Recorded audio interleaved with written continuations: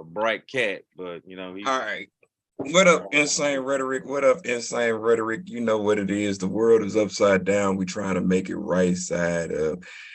It's been a long time coming. So we got a show that's going to be popping off today, and it's going to be interesting because we got some gentlemen on this show today that has some experience in a lot of things. What's up, co-host? What's on the floor today? What you got going on? What's happening? What we talking about? Morning, y'all. Morning. Good morning. How you doing, Nice? Morning. Okay, y'all. Yet again, I'm in the man cave.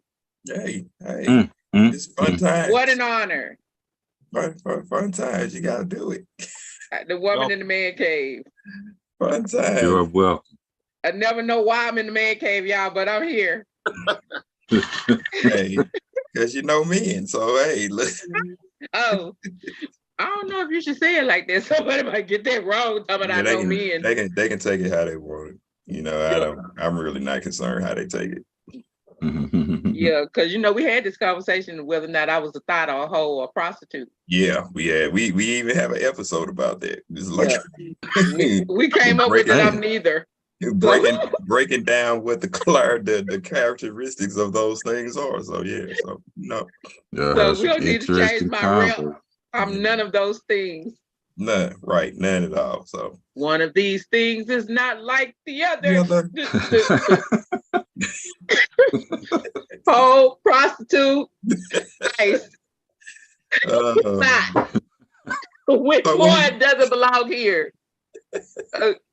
Okay.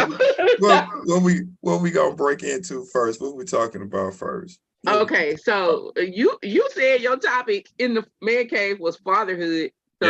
So that's the state of being a father.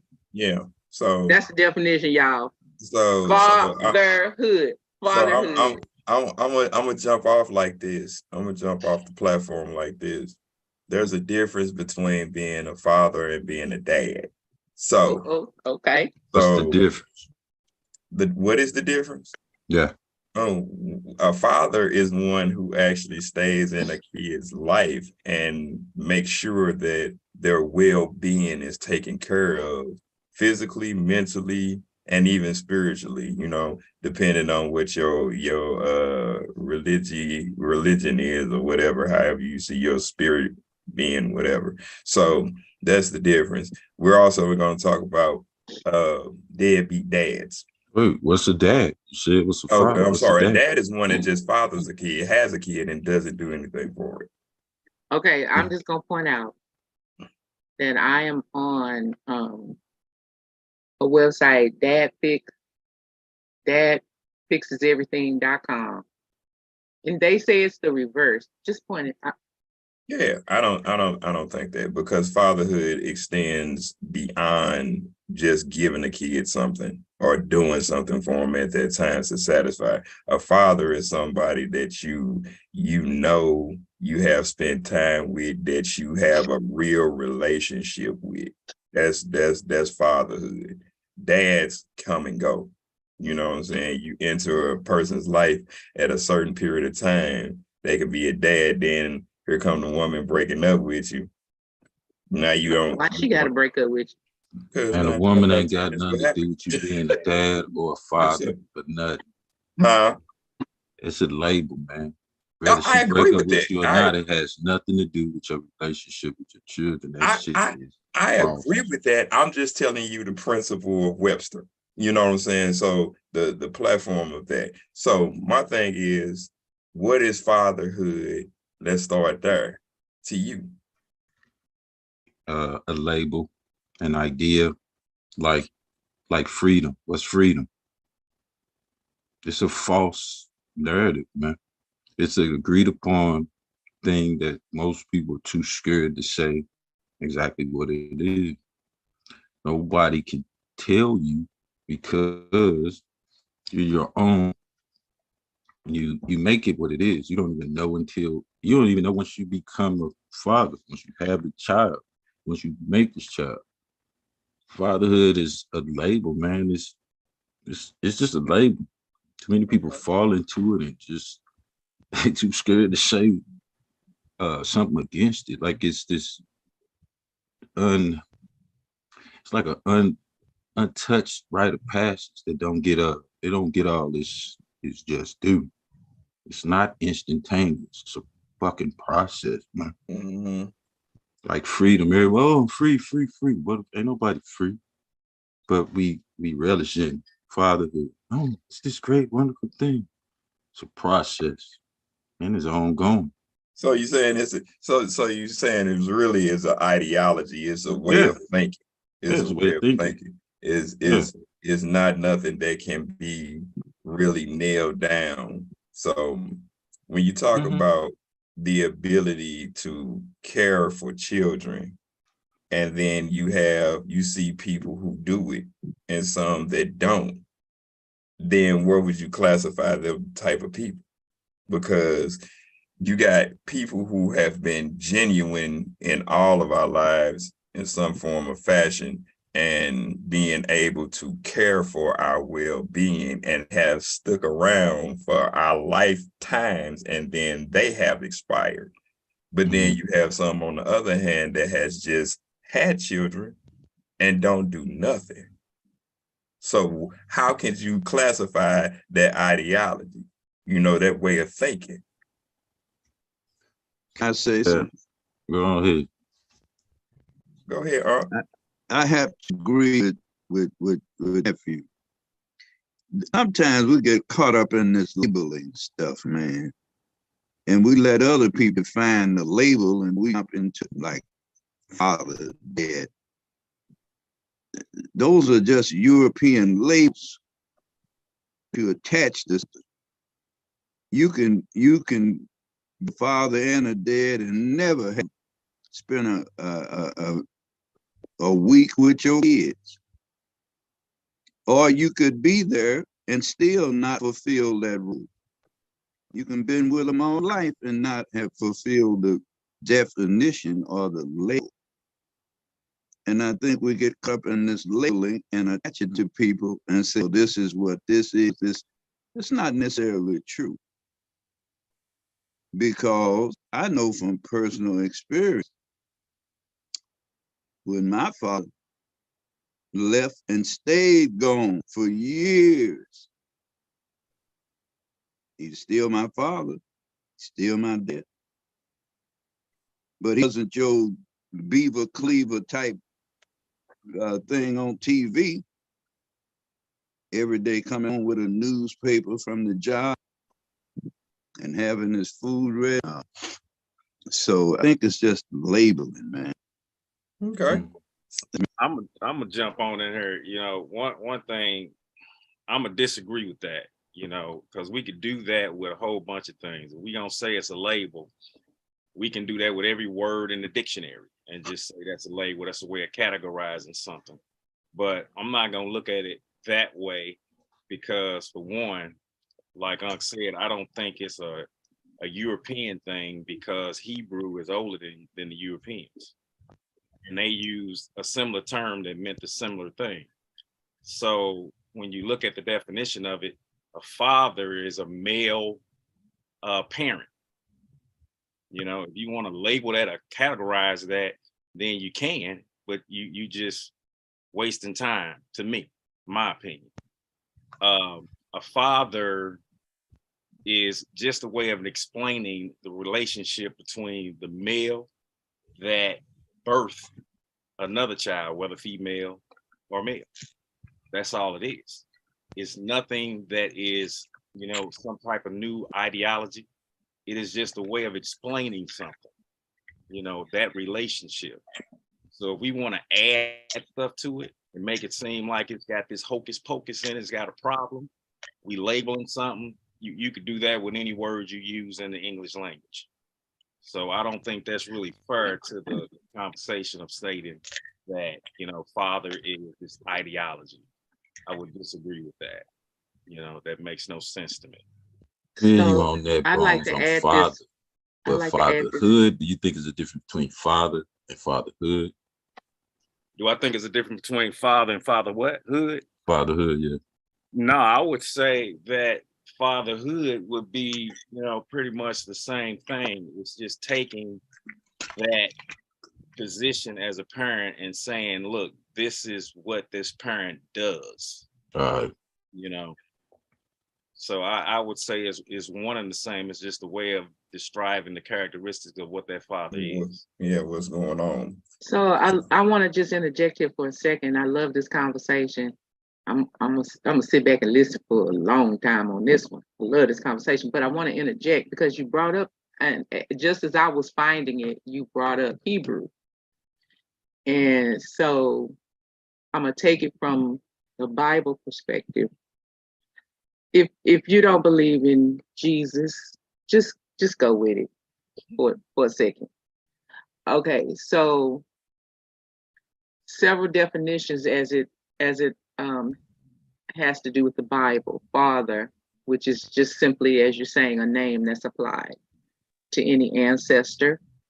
And they're accounting this to Deuteronomy 1:11, 1 Kings 15:11, Matthew 3:9, and 23:30. And then it's a title of respect to a chief, a ruler, or an elder. They are referencing that with Judges 17:10, 18:19, 1 Samuel 10:12, 2 Kings 2:12, and Matthew 23:9. So I think that Bones, you kind of have a point there with regards to the Hebrew, because it's either an ancestor or a respect of a leader. So, okay, I'm done. Okay, go ahead. I think you hit it, and that was the point that I was trying to bring out. It is definitely older than the Europeans ruled, but when you think about it, in that day and time in Hebrew, you could be an uncle, but you would still hold that title as father, right? Because they didn't have uncles and grandfathers and things of that nature, right?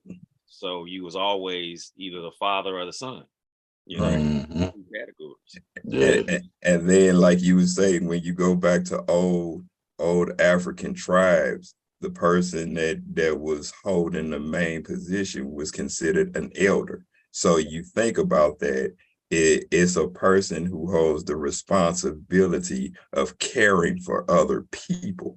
Yeah. So that is the thing, because just because you father a kid or have a kid, or however you want to put it, doesn't make you a father. There's a huge difference between that, because when you have a kid and then you don't do nothing for that kid, you're not looking out for the well-being. And it's just like, I could put it to you in this. We have uncles and big cousins in our family that when someone didn't have dads in our family, they stood up and we looked at them as our father figure. We respected them. We made sure that they were taken care of. We put them in line first. We did whatever we had to, and we listened and gained information from them. One of my favorites stays in Seattle right now, and he has always been a good guy to me, what I'm saying, and just helped me understand. He came here through the year this past couple of months ago, and he was me and him was just talking, and he was just expressing how he feels about his family, and there are not his kids, but they're ones that look up to him as that. So when you understand the dynamic of that, you understand that, hey, you can be this and not do what the responsibility is calling you, but then you can do it and go do it and do everything that you need to do within that parameter of who that child is or what that child is to you. So that was my point, because when we look at how the dynamic of fatherhood is in a Black culture right now, is non-existent. Absolutely. So you Straight can't up. tell me Straight up. that it is, you got people out here in Black culture parenting, because the days of, we sitting at a table with father and mother are long gone. Mhm. And the design of white society, whether you like it or not, was to divide that, and it worked. Okay, I gotta interject. I'm sorry. I'm enjoying this.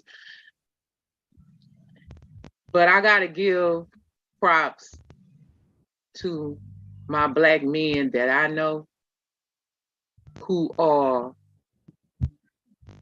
within the way things are done, within the system, the way things are done now, whether they are still a complete family unit or something has happened with a divorce or whatever.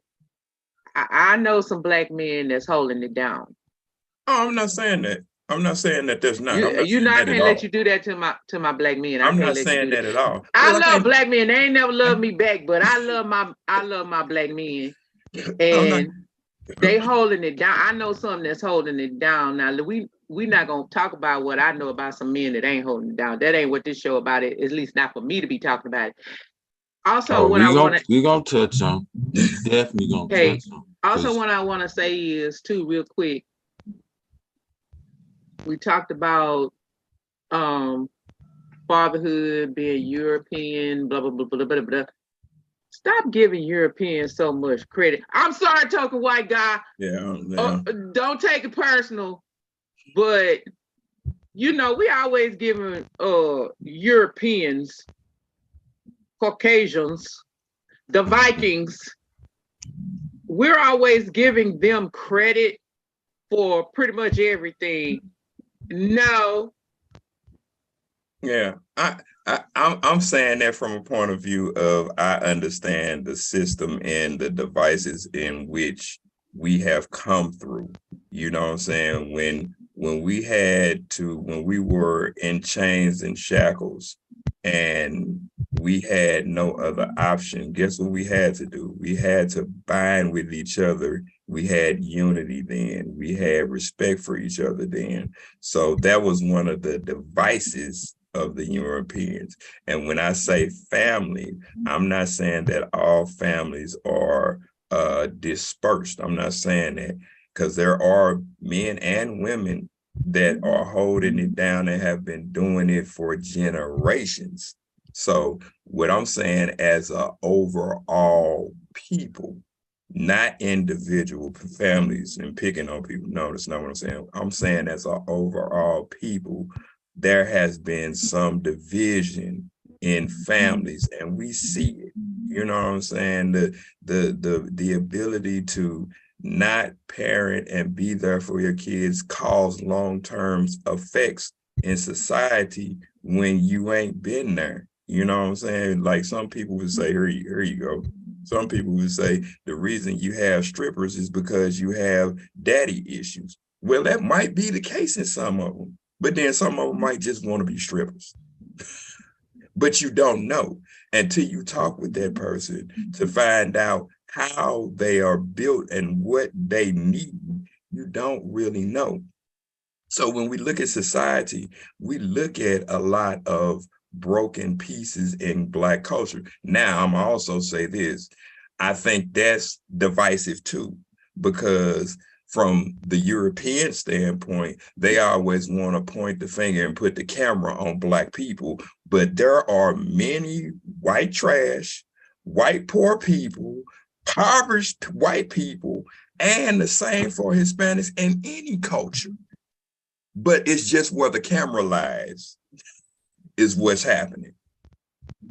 I would totally. Here, You know, what I what I'm looking at is, I don't know why we jump off, and I hear this, but this dates further back than the Hebrew.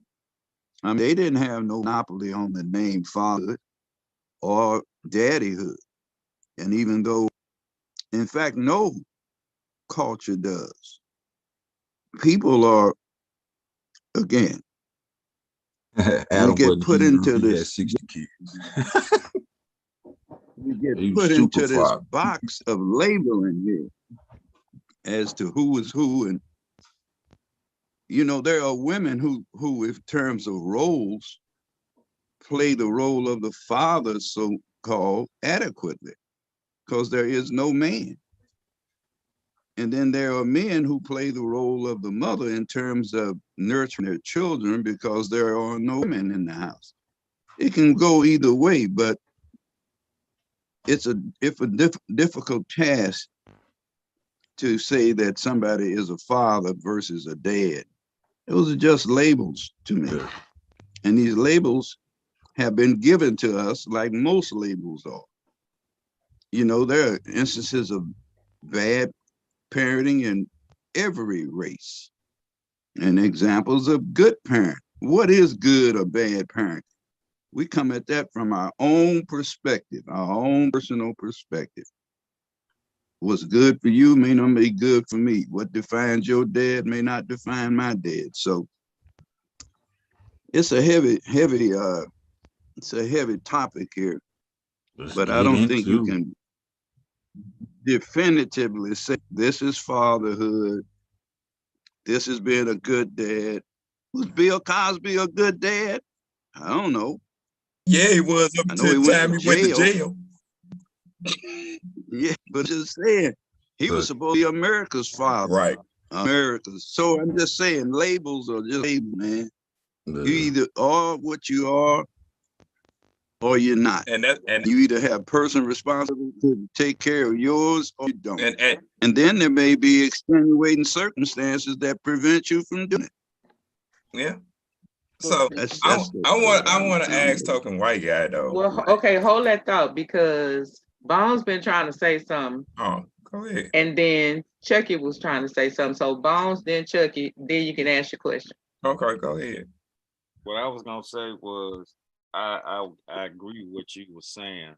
For I'm 53, so you know it's hard for me to hold on to stuff for too long. But as far as the outlook that you were saying as for a father in our society, and somebody jumped in and said, don't, you know, ICE said that don't blame everything on the Europeans. Well, the Europeans kind of started the riff of the attack on fathers. Slavery had a big part of that. You know, when you experience things like being ripped from families, you know, something that the I'm gonna say Hebrews didn't experience in their days in their own land. You know, they didn't experience that split and break of families. We're going through slavery. All types of people of color experience that stripping of families and children, you know. And that's something that is deep rooted in our culture. It's now easy for a man to walk away from his family because it's something that he has experienced from his descendants, you know. So that becomes a mentality. It's like, you know, other things that we experience in life that our children may develop issues out of. It's the same thing. So when you say, you know, you don't want to blame or give all the credit to the Europeans, I say you give blame where blame is due. You know, the other thing that I was mentioning was I'm not saying that the Hebrew is the first part where fatherhood started. I said it was older than the Europeans, so we couldn't give it to the Europeans.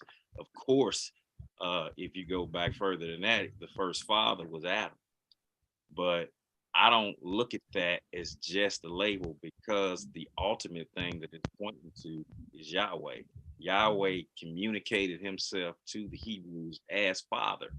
So if he's going to communicate that as father, then I'm gonna have to go with being more than a label. You know, is Uh-huh. pointing out something that he does. And what has he done? He's taken care of what he fathers. All right, Chucky. He touched it. I'm straight. So my question to token white guy, you've been quiet on the scene, so I'm gonna pull you in here real quick. I've been You letting are on everybody the else different, talk. you are on the different perspective because everybody on this show has children, but you don't. So how do you feel toward family and children, and would you like any?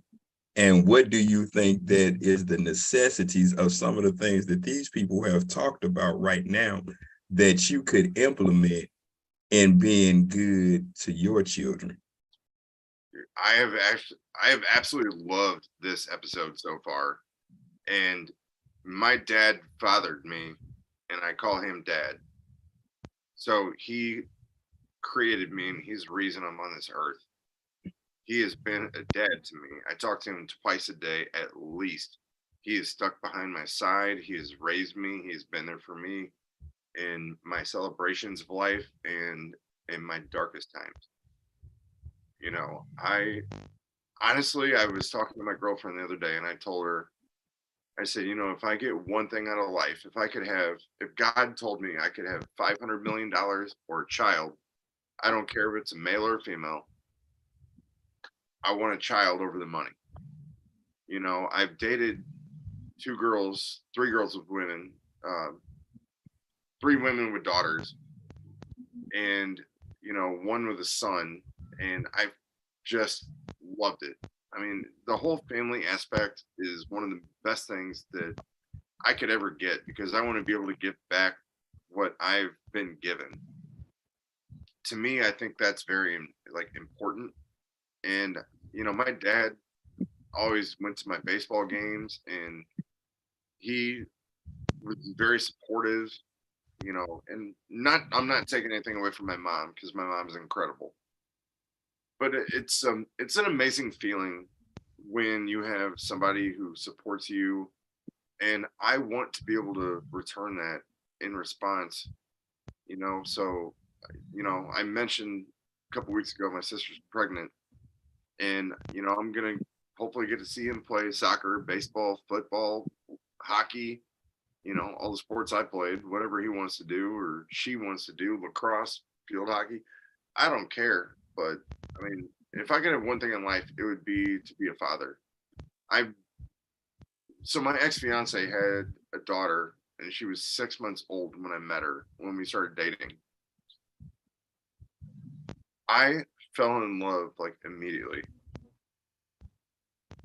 And it's hard for me because I still miss her. And Your ex-fiance? yeah, You miss your ex-fiance or her daughter?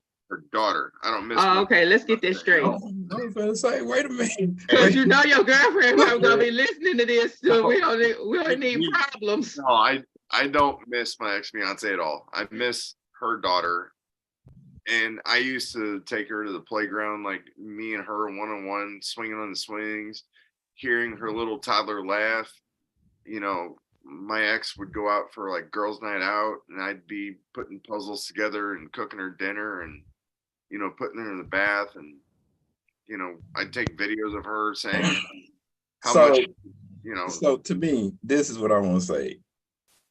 Your direction, you are predicated on having a child because you think that you could be beneficial to that person.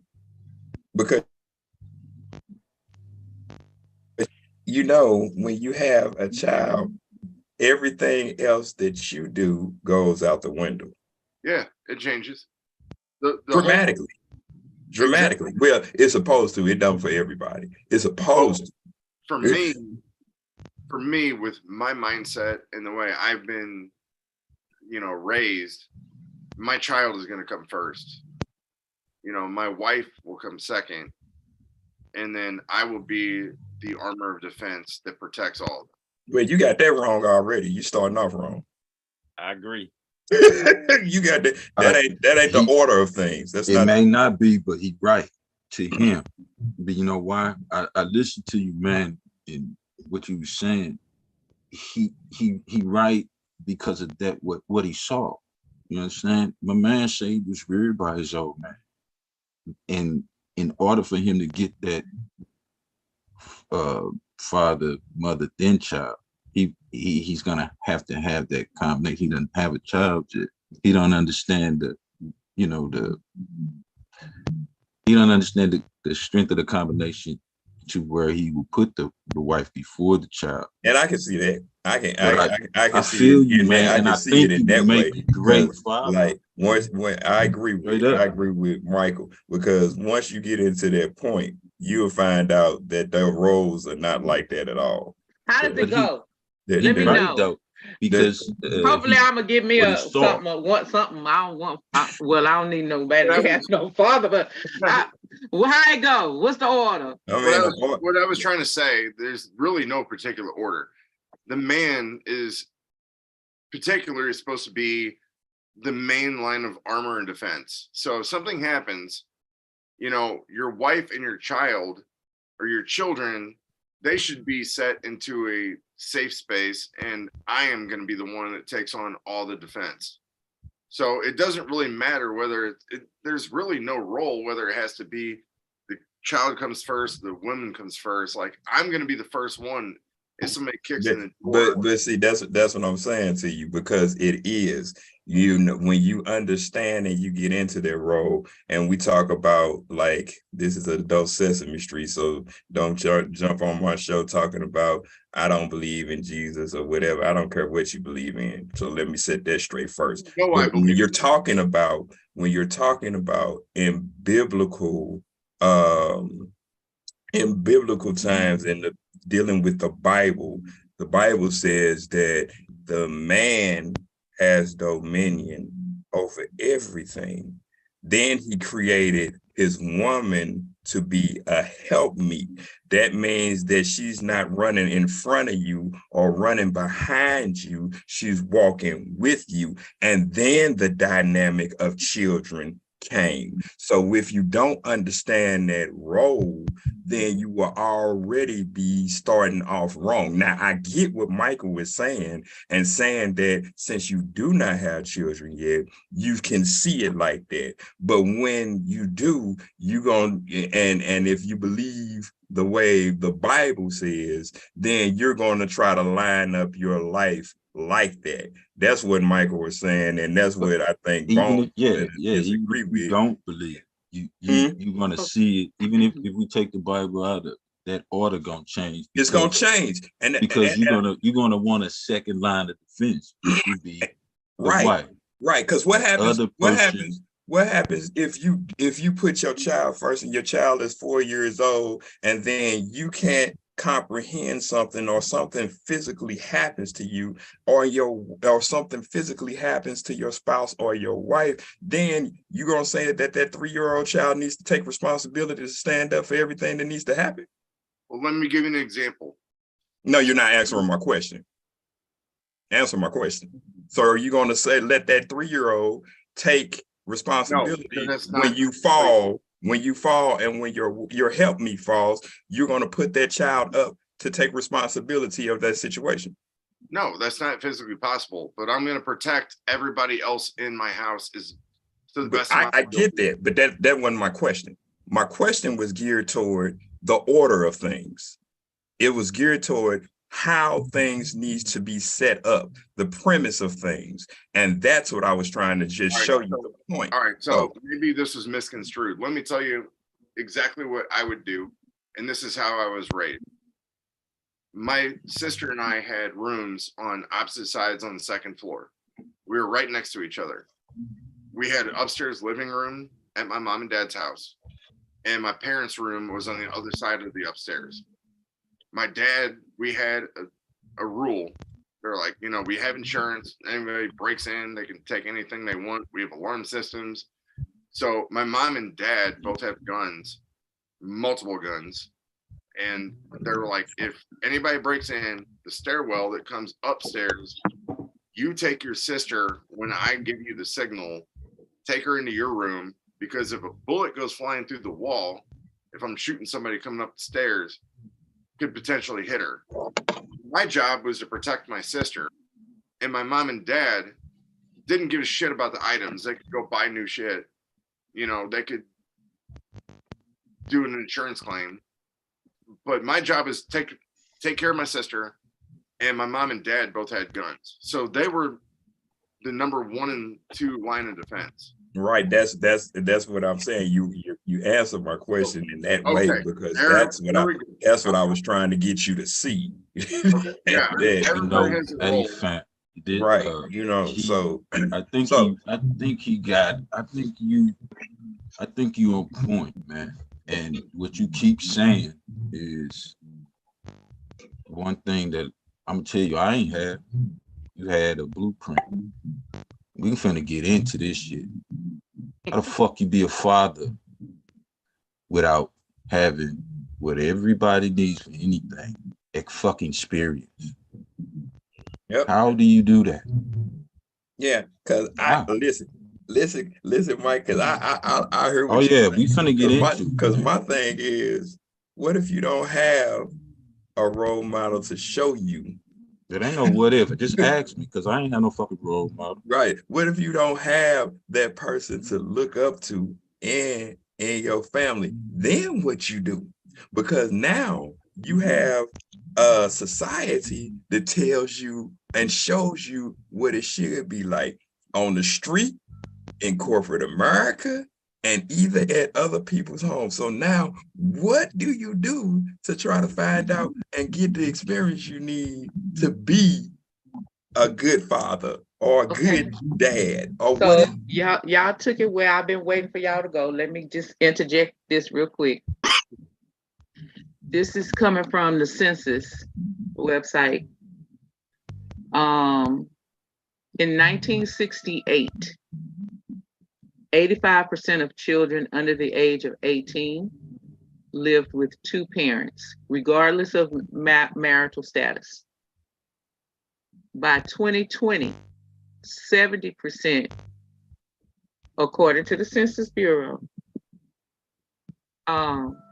that's what was going on by 2020. Okay. Now, what's interesting is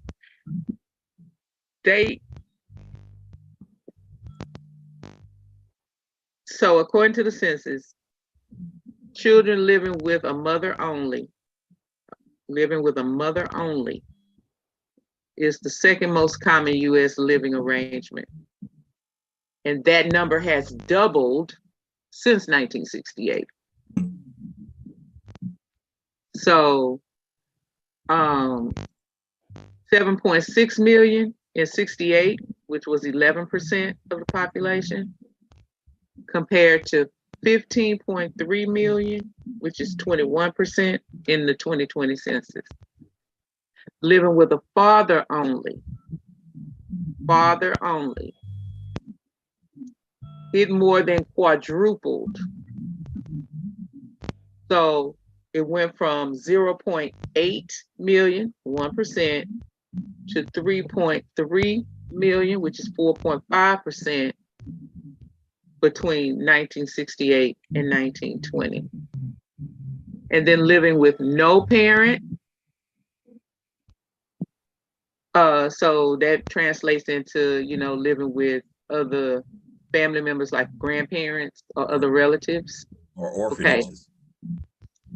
1968, 3%, which was translated into about 2 million. In 2020, it rose to 3 million, which is 4%.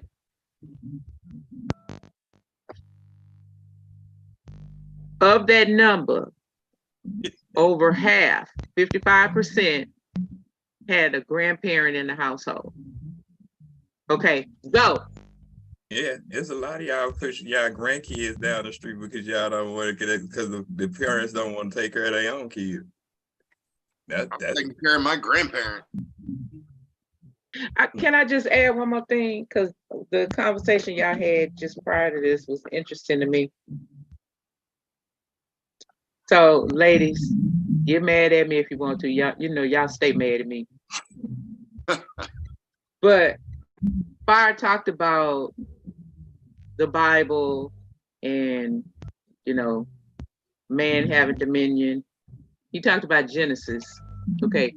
There's a couple others, but one in particular, Bible in the book. I mean,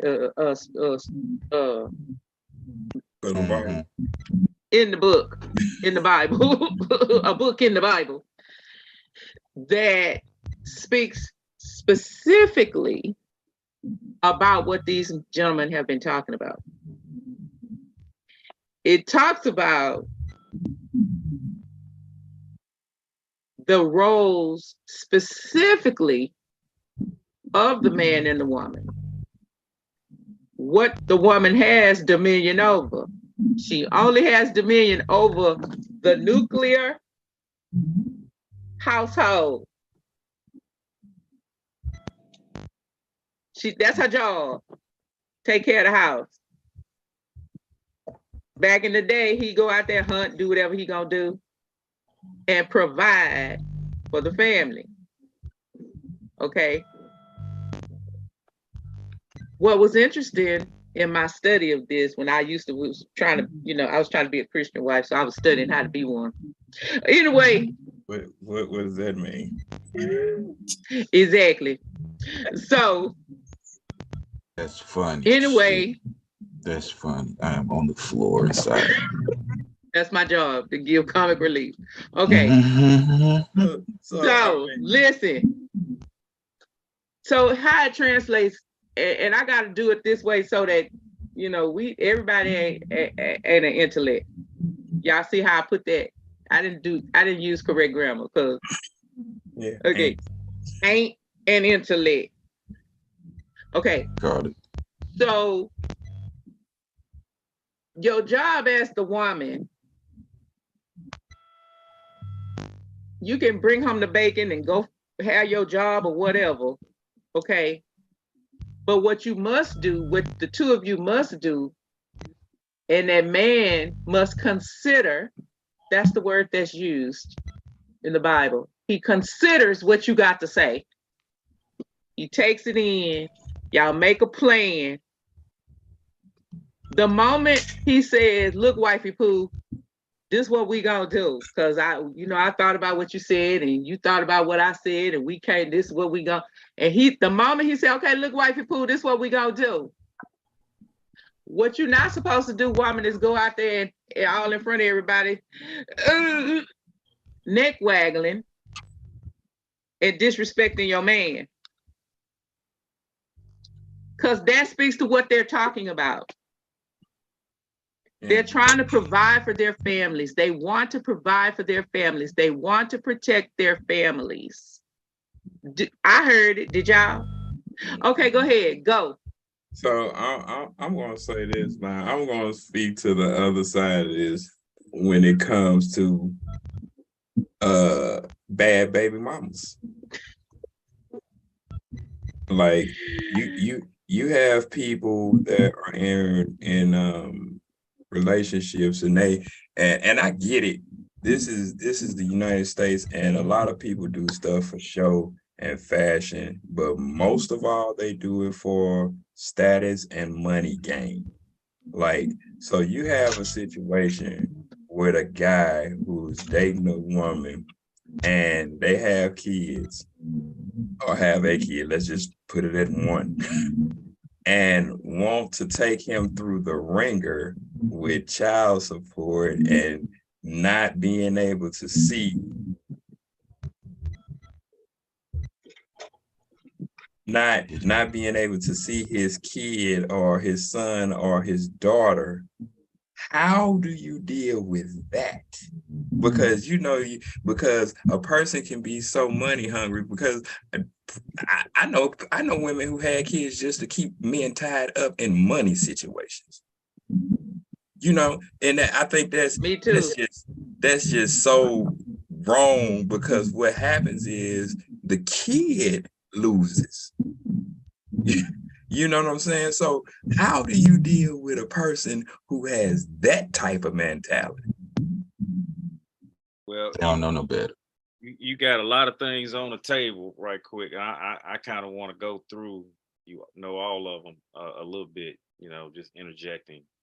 One of the things that you just talking about I think Raw taking care of her children. y'all can't hear me. Yeah, we can hear you. Yeah, I can hear you. Hear you just fine. Oh, somebody jumped in on me. That was Unc. I think he said I think something. he froze. I Yeah, froze. Not you. I think he froze. yeah, he You froze. good, Mike? right. Bones. Well, anyway, what I I'm wanted to just get trying at. to get clarification. Hold on, boss. Hold on. Let's give Unc his due. Hold on. Come on up. No, I'm just saying, we're talking about what the Bible said about Adam and Eve, and Adam being in charge, and the one ain't supposed to say nothing. This is just what I'm hearing. And No, that we were ain't quite having what we said, but keep going. I'm saying We what said I he heard. gonna consider. Okay, yeah, but that ain't got Gotta nothing. listen to his wife. The Bible don't say nothing about what you just talked about. Man, Yes, gotta it listen does. to it. No, it don't. No, it don't. Yes, Anyway, it anyway, does. the issue Is the it good Corinthians I'm topic. talking about? Fire. It might be Corinthians. I'm not Okay. familiar. Yes, it does. Keep going. The issue becomes the extreme good conversation we were having about brother was talking about his love for his desire to have a child one day. Mm-hmm. And he was real explaining that. And then he was cut off about what he felt wasn't even important. The white brother. He was doing What you talking about? I'm talking about what I'm hearing here on this show. Oh, I'm so sorry, Unc. Well, it is going insane. It is insane rhetoric. Welcome. I'm so sorry, Unc. You did. Welcome, because we wasn't cutting them off. We was just trying to get him to answer the direct question. Yeah, but he don't have to answer no question, sharing what he want to share. Yeah, but if we want to have a direct question answer, I'm going to ask you to answer that question directly. That's what I'm going to do. But you ain't dictating nothing. Yeah, I am. It's my show. It's my show. Yeah, I ain't dictating something. It's my show. Now, when there's the Ed Blush show, when there's the Ed Blush show, then you can dictate to me. But right now, you invited us here. You invited us here to share our viewpoint. I invited you, but that don't mean that I have to keep that conversation going a long time when we have a certain amount of time. So what I'm doing is maneuvering our conversation. Okay. So we're gonna move on. Sit on back. And enjoy the ride that is Insane Rhetoric. Come on. So this is Insane Rhetoric. So we can do what we need to do because we want to hear everybody's point of view. So I need you to do just that. Sit on back and let me do what I do. This is my show. I'm one of the hosts. This is how I maneuver. This is called Insane Rhetoric. That's why we do this. It ain't cutting nobody off. It's being funny at times and playing off of people, but giving relative information. This is how we do it. This is how we create it. So now we got that flat and out on the table. Let's continue the conversation. Come on, Bob. Okay, I'm gonna try to remember what I was talking about. So, I love it, but I guess brain freezing, but just the things that were said already. One of the things that Chuck brought up was, you know, not having those examples of what a man is, and you know, when you think back, you know, what examples did any of us have? You know, so when you look at your father, did he have good examples? And his father, did he have good examples? You know, that's a real issue, you know, especially being brought over to this country and not having that good example. But we didn't have those examples on how to make babies either, but we didn't need it. We found out how to do that. So as men, we should find out how to be responsible regardless of the examples that we have. That's not an excuse. We still It responsible. takes time, right? It does. It All takes right. time, you know, but we are responsible to find out how to do that very thing, even with all the crap that we didn't have.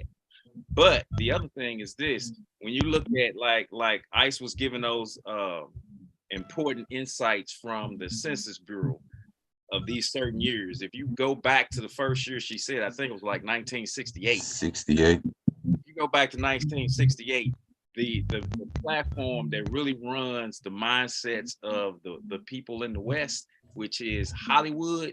Hollywood looked very different. Hollywood showed you a father, showed you what their ideal of father was. So you had Okay. people trying to fit that model. Today in 2023, you got a model that says, my kid is the concern. My wife, I can get many wives as I want, divorce, blah, blah, blah, blah, blah. I'm just moving on. That's the model you have. And that's the model that we follow. Mainstream, the masses follow what they see. You know, so the example that we say we don't have in the home, we pick it up somewhere else. We pick it up through the music industry, the TV industry, the movie industry, whatever incites us, that's what we begin to follow. And we've come so far away from following the book as an example of how to be fathers and mothers, but we follow that model that is in front of us every day. When you think of it from a perspective of people that go to church. Go to church maybe 2 times a week.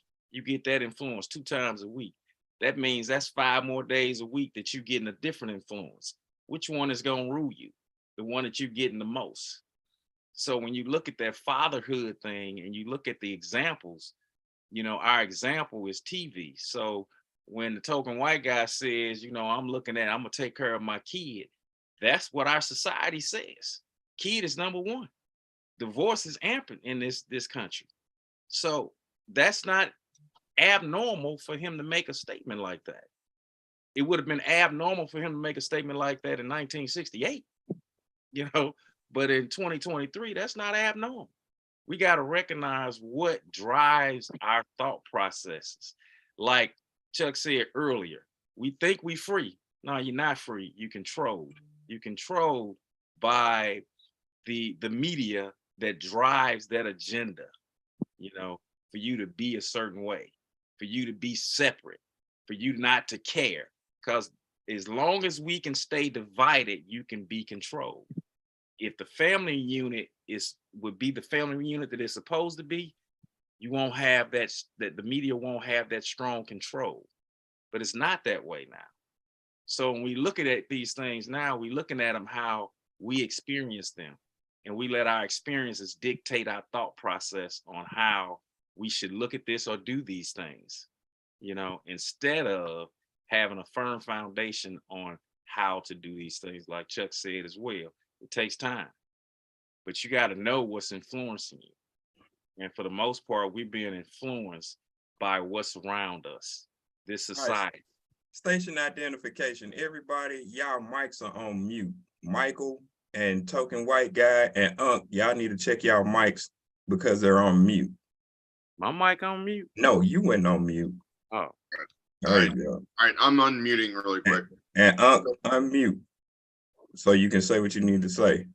Yeah, okay. And I'll put myself back on mute. But, no, don't put yourself on mute. That's what I don't want you to do. Just keep it open. All right, anyways. United we stand, divided we fall. That's the truth. You know, I was raised in a household and my grandparents, I mean, my great grandpa came over from Ellis Island from Sicily, Italy. And he was, you know, an Italian, and he was called a Dago and a Wop and all the racial terms. And he built, you know, a great house and a family. And he was a father to 8 children. He did a phenomenal job. You know, on the other side, my grandpa that my grandma married, who passed away, he was a man among boys, in my opinion. I called him Superman for a reason. He worked his ass off. My grandma never had to do anything besides, old school life. She cooked dinner and took care of the kids. And she paid the bills with the money that he made. And there was one time he came up and he popped his head up over the stairs and he's like, "Hey, hon, how much money do we have in the bank?" She told him. He's like, "Okay." He went right back down. Didn't even care. It was all about trust. But he raised my mother and my uncle to be phenomenal human beings. My other grandpa, who passed away 6 months before him, he was a world-renowned philosopher. And Fire, I got some books you actually might want to read. I have them sitting down here in the basement. All right. But he taught at Washington University. He went to Cambridge and got his PhD from Harvard. And he got really famous and sold more books. His first big success was Morals and Ethics. And he's written books on racism and counterterrorism. I mean, it's incredible. But that's like those are the cores of the people who created my parents, who created me, and they raised me that way. So like my grandfathers and my father, have raised me to be just, don't see color, treat people the way they treat you. And they've taught me to be vigilant if I need to. But, they've taught me pretty well. And I think Fire and Ice, I know you guys personally, and I think you guys would agree with that. Yeah. So my thing is this now, like we was talking about the women side of things, and we wanted to talk about and speak to the point of how do you operate when you have that type of woman who does not want to let you see and take care. Okay, for y'all that don't know, he's referencing Welcome Back, Carter. Welcome Back, Carter. and be able to allow the man to see their kids. How would you deal with that? What can you do in those type of situations? Because we know there are people that are in those situations. Do shit. And let me add this too. We've talked a lot about on this show within the last couple of months about several cases where there was the kid exchange and it turned out fatally. Well, we had our first show about that. I think it's the end of season 1, maybe the beginning of season 2, which, by the way, we're now in season 3. But all right. So it can, and nowadays, that whole protecting that family thing, it has a whole nother concept. Yeah. Because you trying to do the swap exchange and you got baby mama, you got dad, father, whatever he is, deadbeat, whatever he, we don't know, but he got custody. We swapping. And then you got, new girl in the car, and you got new dude in the car, and they come out guns blazing. And then the killing part about that, they're exchanging where you say there's a safe place on a police station, and somebody still winds up dead. Yeah, so I can speak you trying to do the right thing, but still the right thing can't be done sometimes. What'd you say, talking white guy? I said I can actually speak for this. So my ex-fiance, she was in a relationship. She had her beautiful daughter with this man. We had to do exchanges, where he was taking over custody. I had to go with her every single time because she was scared. Her first Father's Day, before I even met this beautiful girl, he moved out on Father's Day. when she was not even a year old yet, her second Father's Day, he said he was going to go take his dad out on vacation because his grandpa had passed and he was depressed. Turned out via Snapchat, he was out with some girl that became his girlfriend. And I was like, how would you like do that to your daughter? How would you not want to be with your child on Father's Day? You know, to me, that was disgusting. And he was always pardon my language, a fucking asshole. He thought he was like big and bad. And I'm like, boy, test me. I dare you. One day they pulled in him and his girlfriend and they were picking up Emma. And he pushed her up against a car. I went out and dude, I ripped him in two pieces. I fucking destroyed him. I was like, you touch her like that again, I will fucking destroy you again. I'm like, I'm not going to tolerate that shit. I'm like, you haven't paid your child support in 6 months. That's why your credit cards got shut off. That's not her fault. That is your fault. So you need to figure your shit out because you're a fucking deadbeat. So there's a deadbeat. I'm looking for a deadbeat. Let's talk about them too. Yeah, let's talk about deadbeats. What the fuck is a deadbeat? Because the motherfucker don't pay child support. Listen, Yeah. shout out to black men. First of all, I was raised by one. I wouldn't be shit without him. You understand what I'm saying? You can't get past it. And it's not no shade or whatever the fuck y'all say about other nations or other colors or whatever. All I know is a black woman because I came from one. And my children, shout out to their moms because y'all made a bad choice to me. Well, why would you say that? When you make bad choices, we don't want to fess up to them. You understand what I mean? They get the shout out to them because y'all raised my children. That child support thing ain't shit but a tool. Why did I say that? Because it's used against us, man. We fucked up. We're fucked up. We don't want to say that we not fucked up mentally.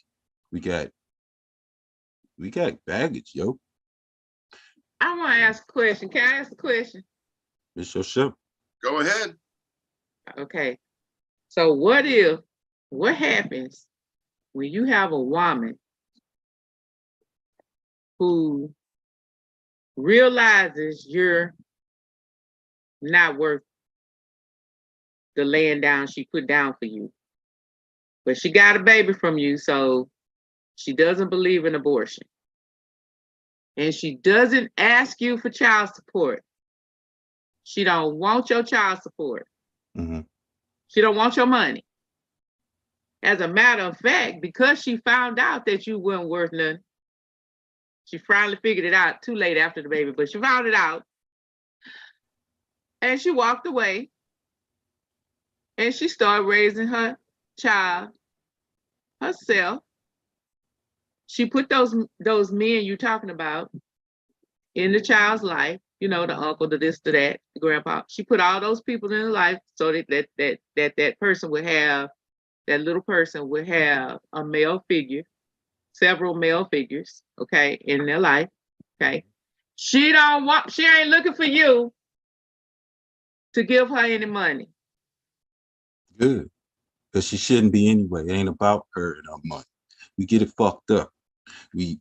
It's not, child support is that word or that case or that, it's a system. Cool, right?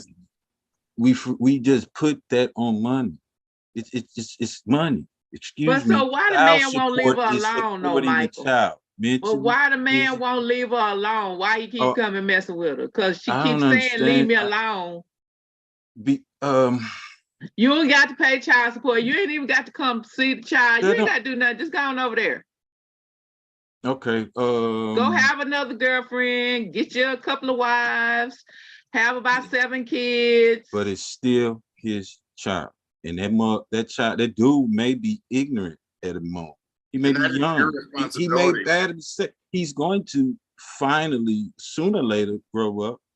It doesn't make that don't know child. about that, Michael. Okay, so would even vote- if he doesn't, even if he don't, it does not make that child invalid. That child was fathered by that dude.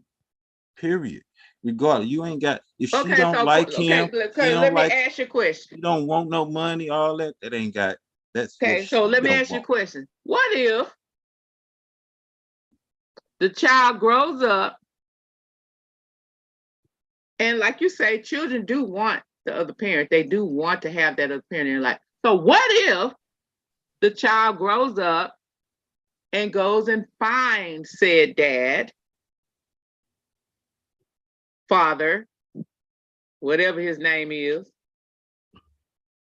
and he still doesn't come through with the time and the effort and the bonding part of it? What? And then said child goes, you know what? That's all right. I kind of understand now why mom over here was not mentioning you, not talking down on you. Mama didn't talk bad on you. Mama didn't say nothing about you, really. If I asked a question, she answered it, you know, but mama kind of made the life about us and not you. And I see why now, because I'm over here by myself. Mama not even nowhere around now. I'm over here by myself trying to have a relationship with you. And you still doing stuff that mama didn't even talk about. I got to go say, mama, you know, this happened. And then mama goes, babe, I'm sorry. Yeah, that. But that I think that What? speaks to what Bones was talking about, and you talk about like just say the word generational curses. If you have been indoctrinated in your mind to think a certain way and do a certain thing, the hardest thing for anybody to do in life is change. It's the hardest thing to do. You can do it, but you got to have ways and people around you to show you how to do it and how to change your mind. It's just like technology. Technology changes every 15 days. So you think about what you used to do to get onto something, and then okay, now you gotta authenticate 3 or 4 passwords for security. Then you change it again. So when you get used to that change and that change keeps clicking like that, it's hard to make a solid adjustment. And when you talk about the culture of Black people and coming through slavery, it's just like taking a person from the freaking 60s and putting them in the 21st century and not having a mind change. They are used to walking by, not all, they are used to walking by white people and not looking them in the face or dropping their head because they was just coming out of something. Because that's the way they have been conditioned. Now you got guys like Michael, you got guys like Fire, you got guys like Bones who don't stray away from none of that stuff at all. So you think about the baby boomers when they came out of those type of situations and had to deal with segregation and all of that. It conditioned them to think a certain way. Now, some of them have definitely changed their mindset in this system that we're in now. One that we have on the show right now, who is an excellent educator. This dude has been through a whole lot of different things in his life. And I have seen and heard some things that he had been through, and he has talked to me about some of them. So he's an exception to the rule. I think Unc might be 70-some years old. So you think he came through that period. And when you come through that period, that don't mean that you have to keep that same mind frame that you learned back there, but somebody has to help you change. And if you don't have that to help you change, it's going to stay the same because you don't see nothing different. Not true. Not totally true. Not but, totally but true. hold on, Mike. Hold on. The reason I say it's not, you're right to a certain degree, but you got to have the want to change. You got to have that in you to change and develop. So even if you're stuck in that mindset, if somebody wants to teach you something and you're not saying I'm not receiving that, you're still going to stay the same. I want to touch on that really quick because, you know, I was raised, my great grandparents taught my grandparents, who taught my parents to teach me that color doesn't matter. We talked about white trash and shitty white people. They exist, like they really do. I don't react unless there is a threat. I don't care what color you are. There are shitty people in every race. Absolutely. You know, and I was Absolutely. raised that way. Absolutely. So if you are a threat to me, my friends, or my family, I will react. If you're, you know, like, look at this. I'm the only white guy on this podcast, and this is the reason I'm the token white guy. I love doing this. I don't care. Well, we have a white woman on the show too. We have a white you woman. said white, She identifies as a white woman. I'll Hey, give you a man, white card if you give me your It black goes card. on all my paperwork. I'm telling you, EEOC says I can identify whatever I identify with, and it goes on all my paperwork. I'm As soon as you sorry. send me my honorary black card, I'll give you your honorary white woman card. hey man, But no, that- I mean that's no bullshit, man. Like some of the best people I've ever met, you know, are from different races and ethnicities and backgrounds. I mean, I have friends that are gay, black, Chinese. You know, I mean, I don't care where you're from. If you're a good person, you're a good person. If you treat me well, I'm gonna treat you well. You treat me like shit or you threaten me, I will fuck you up. I And my suffer from parents raised PTSD, man. You Huh? know what I mean? So Being out of fatherhood. So these women give PTSD. you PTSD. These women Say it give you again. PTSD. Say it They're again. capable of it. The baby mamas give you PTSD. Nah, man, they don't know no better. They was victims just like me of growing up Yep. without knowing certain shit. Yep. It's I shout agree. out to them, I you agree. know. But I think our society used that bullshit, child support as a weapon. These old soft tail dudes, they scared. I was born in the 70s, so you know what time it is. They pussy. Child support. These punks get scared. Fuck that. I like child support. Cause when I had my children, please put it on me. You know why? Cause ain't no fucking guarantee I was gonna be around. You understand what I'm saying? I'm from the 80s. There was wars, not over in Iraq and off these shores, in right the here. neighbor fucking hood. Right here. No, I wasn't doing backflips. And oh my goodness, oh, looking forward to this when I had children. Fuck no. Who the fuck want to have some kids in this shit? These women, they think I'm the best thing. Oh my God. No, I'm not fucking right up here. I don't want that. But now that it's coming, now I got to do something else. I got to learn something that I don't know shit about. You understand? That a lot of guys in my age group that were having children, they're running because they pussy. Because she said child support is a fucking word. Motherfucker's gonna help your ass. And if anything else, you really don't need the shit because you want to be around. You want to be around. It's a, you and the lady, y'all got all this static because she scared this and you want. She just want what's best, and she was fooled to think that was best. Child support ain't a fucking service. No. Because can't nobody show you about my children. I don't give a fuck who says what. Yeah. You're not going to know about that child fully without him. And you got to take him how he comes. Nope, he didn't know how to fucking rear children. He knew how to pop that pistol. He knew how to fight. He knew how to go and educate himself. He knew how to grab from different people in the midst of whatever.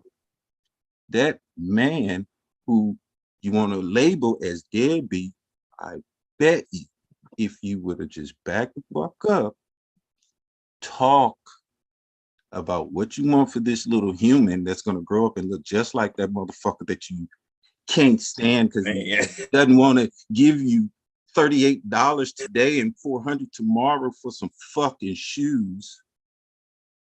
But he will come over and bring a backpack full of food, or he will come and bring what's child support? If you can't sit down and say, hey, You were raised this way. I was raised that way. I don't know shit about it. Let's just come. I don't give a fuck. I don't care if she got 7 dudes. Shout out to the dudes that ain't the dad and her.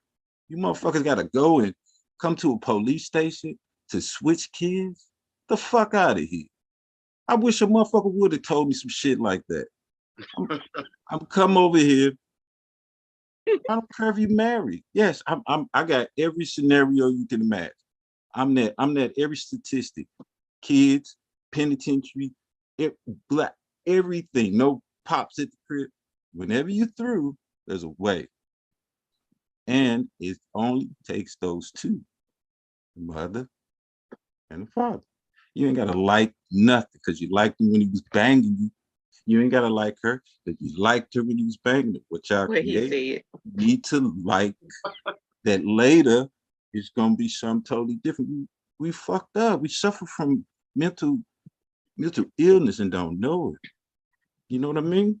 And I think It's just what it is, man. I think that's from history. Just it's what it is. We don't want to coming through what you've been through. I mean, of course. Tomorrow, I am getting ready to see 2 of my favorite comedians of all time. Dave Chappelle and what's his name? Chris Rock. I'm a little mad he didn't invite me, but okay. I get it. I'm in Texas. Okay. Yeah, okay. So Yeah, Chris Rock is opening for Dave Chappelle, and I'm going, and there's like a group of like 10 of us, and it's gonna be unbelievable. But Dave Chappelle had a joke. He was talking about abortion, and he's like, you know, women say my body, my choice, and he's like, well, what if it don't work out? It was in one of his specials. He's like, you know, my kid, my money. He's like, if I don't want to pay child support, I can run. He's like, it's not my problem. That's crazy. Hey, I want Dave Chappelle is fucking creative as hell. He is so fucking funny. He is. I wanted to jump on what Chuck was just expressing. I agree with him. One of the things that he was alluding to is, you know, deadbeat dad, baby mama drama, those being labels. Now, at this point, I would absolutely agree that that's a label that was created. And I think what began to happen is we started to fit ourselves in those models, but we create them, you know. We create mama drama, baby mama drama. We create, you know, this child support system because it's another system that is, you know, that is in place to divide. And what does it do? Like Chuck was saying, it makes no sense. We got to go to the police station to make an exchange. The fuck? You know, that's over my child? Yeah, absolutely. Man, but that's that system that has put us in this position to be to be here. And what happens is we fit in it. You know, they start communicating that, you know, these women are out here just having babies after babies so they can get more government support. And then what you do, you find women that try to fit in that model. Oh, I can do that, you know, and we create this bullcrap system, and they want to keep the father away from the babies and the mamas, so they employ an even worse system. So that's the whole thing that's going on. So we begin to fit this model, and as Black people, whatever you call us, we don't look at it as a negative thing. We begin to shape ourselves around those labels. We don't fit it. They call us thugs. What we start doing, we start rapping about we thugs, we down, we fit the model that they attach to us. Baby mama drama is another one that we fit the model to. They create these types of labels and we walk dead smack into them. And we like, okay, we'll be that, you know, and that's a major problem. So I'm 30. Illness. Sorry. Go ahead, Michael. Sorry, I didn't mean to cut you No, off. go ahead. Go on ahead, man. I'll keep it real quick. I'm 34 now, but when I was in college, I was 21 and I was talking to this girl who was 23. She had 2 kids, 2 different baby daddies. And then she hit me up like a couple years ago and she had 4 kids with 4 different baby daddies, probably just killing it on child support. And I was like, are you intentionally doing this or are you just hoeing it up? I'm like, what is going on?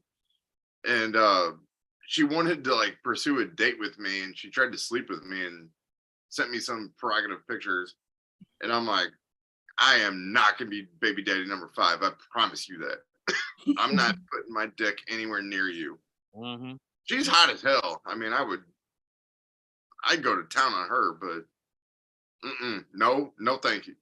Because you already knew, you already had an idea of the mindset. Now I want to ask Uncle a question because you need to unmute when you start talking, but I want to know, did during the time of the 40s and 50s and 60s, I read that, of course, welfare was not created.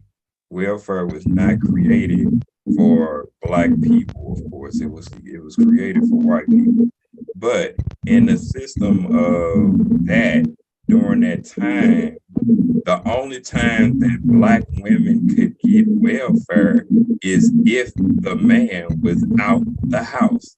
I don't know what's going on with everybody mics, but just go ahead and unmute because they keep popping up saying mute. Hear me? Can you hear me? Yeah, I can hear you. So can you explain to me why was that system implemented, that the only time that women To divide, man. You don't need that. Huh? To divide. No, but I'm saying I'm trying to get it from Unc's perspective because he's the older person on the phone, and he would know a lot more about that system and what has happened, because now we got it's terrible now. But doing that, this is what happened. I'm the product of that. Yeah, this is what happened. A child from that era is this, who and then I has get it. several children by several women, and collectively have to deal with each one. Right. I understand. I understand what you're saying. I'm just saying from Unc's point of view, what does he think? Because he came through that way before we did. When he understands what I'm saying when I say, hey, you can't get nothing from the government if the man is in the house. You can't get nothing from us. Now, if you put this man out the house, then you can get everything that you need. So, can you help break that down? Why was that system created like that? I think it was created in order to emasculate the Black family. Because there were 12 of us. And another panelist's father was one of them. 12 of us. We didn't even know who this man was, except on occasions we would see him. And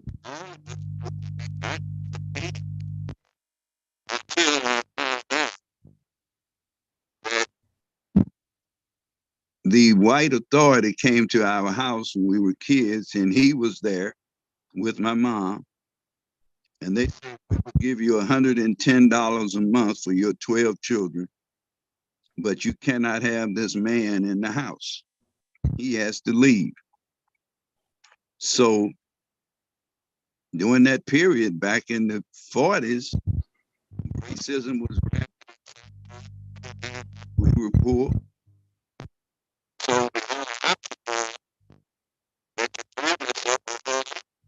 Hey, Unc, I don't know what's going on with your sound. I don't know if you're moving around, but it sounds distorted from time to time.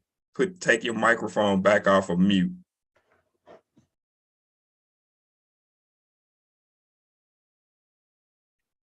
Take your microphone off of mute. Can you hear me now? Yeah, there you go. There you go. Yeah, I can't see you on the phone though, but put your picture back on the phone too. Take your camera off block. I don't know how to do that. I'm scared to mess up. But Okay. let me just finish this. Go ahead. That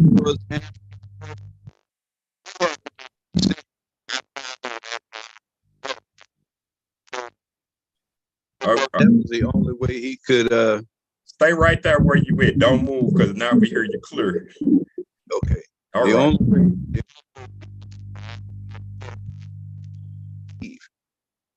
in order that we could survive. So he didn't do it because he wanted to, but he did it because in order for his kids to live properly, he had to make the decision to leave. That was practically without fathers. So, and that way, another way to just destroy the black family, take the man out and you got it. So that's what happened as far as I'm aware. I'm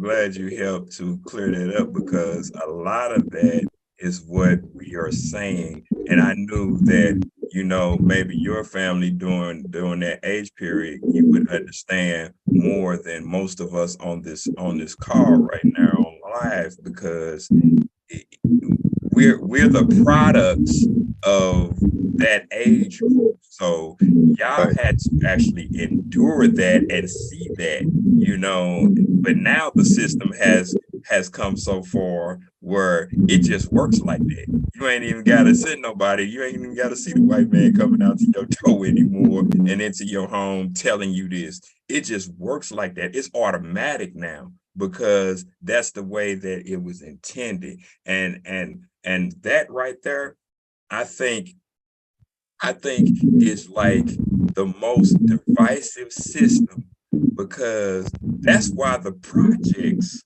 was actually developed, to keep people separated. You know, when you talk about the different projects of different cities, that's why, because they knew that if you got them together, just like the Babylonians at the Tower of Babel, there was nothing that they couldn't do. And that's what happened. So my thing is, how now can we make the situation better and change the system and change and break the generational curses, because you still got people who think like this. So what should we do to you got to keep on, man. My kids like me. I don't even know fucking why, but you got to keep on. They grown as shit and they fuck with me. I don't understand that. I think realism, but you got to keep realism. I think realism, Mike, is one of the biggest things. When you are honest with a person, they know where you're coming from. But when you shoot them all kind of garbage, they gonna be like, man, dude, you ain't really about this life. That's what we say. You know how we do. That's what right. You ain't about this life out here. You ain't about. You don't know. You right. So you right. You got to be a realist to your people around you, regardless of what it costs you. But what about when you're that and they still shot? It's not a diss to the mamas, yo. It's not. But and you knew what the fuck I was. It's bad decisions. So don't think that this educated penitentiary motherfucker is finna be this awesome dad. No, I don't know nothing about being no goddamn dad. It's not gonna be this cookie cutter. I didn't watch fucking Ward Cleaver and other dude, man. Where y'all shit the pudding pop dude. That television was phony. Where did I get my parenting skills? I don't know. I took a little bit from here, there. I never stopped educating myself. I could do all these things, but when it came to these little humans, it's different. You got to take everything that you know and then try to. You got to talk to this lady about collectively. She ain't trying to collectively do nothing with you. It's not no dish, but she just don't know yet. All she want, give me that money because that's how it says, because I need that money to raise this child. No, you do not. And I'm not saying that you don't need money. Of course you fucking need money. You need more than money. Child support is not just money. I would have taken, I'd have took a ass whooping from my old man over a fucking $1. We didn't have any what's that consequences. You know, man, I come up in, you know, when I come up with you, right. Who the fuck came with consequences? Ain't nobody come to take, ain't nobody come knock on the door of shit. Ain't no, you can come bring me some groceries, don't mean nothing. Come with some consequences. I love my mother. I love her to death. I'm sorry. Her consequences weren't gonna be shit because I'm not going to grow up to be a female. I'm gonna grow up to be a male. You understand what I mean? I wasn't scared for nobody to come and beat my ass. I wish my old man came once a year and just stomp fire from me. Yeah, that Who the fuck says shit like that? You need consequence. If my kids' if my kids had of not had the mothers they had, because it wasn't like I was just in there, you know. Fuck, I actually did ward cleaver shit with women, and I did fucking sit down and we're gonna do fucking homework and not. But to some of them, that wasn't it. We give a fuck about homework, and then I got a place, I got a woman, you know. It's a good environment for kids, you know. But you ain't paid this $200 last month, and I need some Jordan. Well, I split that 200 between 4 kids, and I would rather have them have some fucking computers than some goddamn Jordans. But no, fuck that. You know, you're deadbeat. Miss your deadbeat. Yeah, I got your deadbeat. I You think understand what I'm saying? I'm with you. I think it's the perspective and the lens that people look through and what they think it should be. One situation I had with my daughter, when I found out I had a daughter, that was an interesting conversation. But one thing, we had went to Malone's in St. Louis. It's not there no more. It used to be up there on 270 in West Florissant by Flo Valley School. We had went up there and we had dinner. So I got there late. All of a sudden, I go in and I see this 3-year-old standing on top of the table, 4-year-old standing on top of the table, jumping up and down on a table. And I'm looking at the mama and the grandmama, this girl throwing a fit, and nobody did anything. So I come through, right to the chest, catch her before she fall, go take her in the bathroom and wear her tail out. Bring her back. Good little angel. No problem. No, everything is in order. You sat there and let somebody that you produce tell you what to do. Another instance I came to their house a while ago, and it was she called me. My daughter's mother had called me and say, this girl is just going bananas and just throwing stuff and talking about how she ain't getting nothing because she didn't make the grade. Well, everybody in the car made the grade. This is when Toys R Us was real big and still around. So they was up at Toys R Us, and she said that I wanted to get a toy or whatever, but you didn't make the grades to get a toy. The other little girl had straight A's. And then the other person in the car had a job to go in there and buy what they want. But you think that because you act up, you're supposed to get what you want. That is not the case. So she called me and I came to the house and just sat her down and told her that ain't the way it worked, and gave her a whooping for acting out. But her mama still gave it to her before I got to her because she didn't want to hear her crying. She pacified her. So this is the thing that a lot of people do. A lot of people pacify situations. They don't deal with what really needs to be dealt with. And that be the problem. That is the problem, because you need to know the root of something so you can deal with it directly. And when you do that, then it makes that person a better person. So my daughter now, like she sat at a table one time with her grandmother and her mama, and I said, so why you ain't doing what they tell you to do when you need to do it? She told them to their face at 13. Because I know they're going to give me what I want. I asked her, so why do you do what I tell you to do? She sat there and told her, she said, because I know you're gonna whoop me and put me in my place. That speaks to what you're saying, Michael. It speaks to the point of you need to know how to discipline a person so they can be productive and do what you need to do. And I ain't saying it works for everybody, but who it works for, it works. I You was know what going I'm to say saying? something about the road. I say this. I think we need to do drive-by beatings. Maybe the society would be a lot better because they don't respect nobody no more.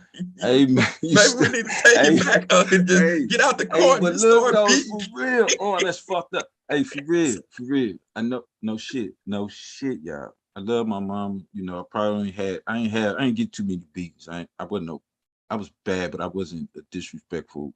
I wasn't bad in the house. My mom, she ain't have to be. She probably whooped me, you know, every other year just because. Like, ain't no way no motherfuckers that good, you know. But that drive-by beat shit, dog, I know shit. I would, I'd give a whole fucking $1 billion to have a drive-by beat. Understand? Nah, for real, because I ain't had no fear of men. I had no fear of no man. Understand me? I don't give a fuck how old you were. I had no fear. There was no consequence for me. I wish I was afraid of my old man, but I ain't. I wish I would, because the dynamic with the mother and the father, the Most High didn't make no mistake. My kids still straighten up when I come in, and I ain't beat them. I ain't have to. They know. It's not about my reputation or nothing. They know because the way I structured it. I wasn't in their house when they were with me and spending days and nights and week and going to school.